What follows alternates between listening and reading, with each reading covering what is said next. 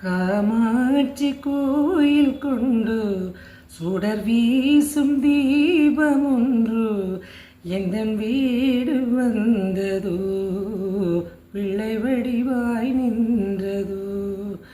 உன்னையொரு ஈயும் வைத்தால் உருகாத தாயின் சித்தம், வெளியோரம் நீரை கண்டால் கொதிக்காத அன்னை ரத்தம்.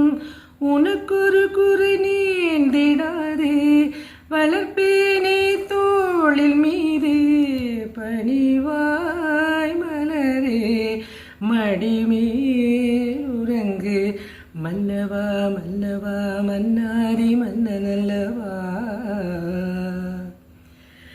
நீ புன்னகை சிந்திடும் சிங்கார கண்ணனல்லவா.